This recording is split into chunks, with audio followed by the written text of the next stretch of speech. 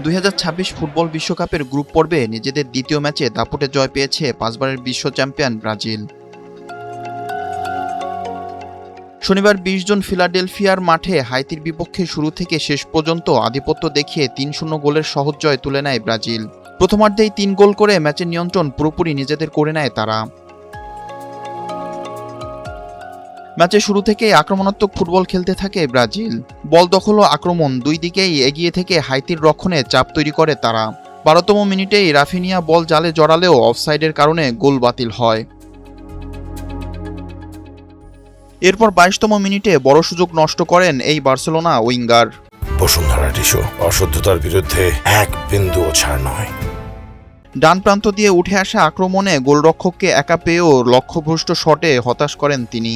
তবে সেই ব্যর্থতার পরও ব্রাজিলের আক্রমণের গতি কমেনি। ম্যাচের 23তম মিনিটে ম্যাচের প্রথম গোল আসে। হাইতির রক্ষণভাগের ভুলের সুযোগ কাজে লাগিয়ে ব্রাজিলকে এগিয়ে দেন ম্যাথিউস কুনিয়া। চাপ ধরে রেখে 36তম মিনিটে নিজের দ্বিতীয় গোল করেন এই ফরোয়ার্ড। সেই সঙ্গে ব্যবধানও দ্বিগুণ করেন তিনি।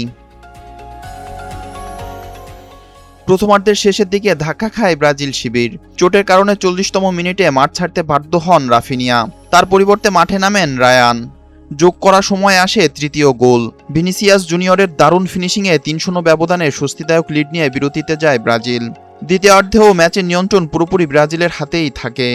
বল দখল ও আক্রমণে এগিয়ে থাকলেও তারা আর ব্যবধান বাড়াতে পারেনি। তবে এই অর্ধেও একটি গোল করে ব্রাজিলের এনরিক, যা অফসাইডের কারণে বাতিল হয়ে যায়। অন্যদিকে হাইতি কয়েকবার আক্রমণে উঠলেও ব্রাজিলের সংগঠিত রক্ষণভাগ ভাঙতে পারেনি। হাইতির দুর্দান্ত আক্রমণ ঠেকিয়ে দেন ব্রাজিলের গোলকিপার অ্যালিসন বেকার। শেষ পর্যন্ত প্রথমার্ধে 3 গোলেই ম্যাচের ফল নির্ধারণ করে দেয়। কুনিয়ার জোড়া গোল ও ভিনিসিয়াস জুনিয়রের 1 গোলে 3-0 ব্যবধানে জয় নিয়ে বিশ্বকাপ মিশনে দুর্দান্ত অবস্থানে এখন ব্রাজিল।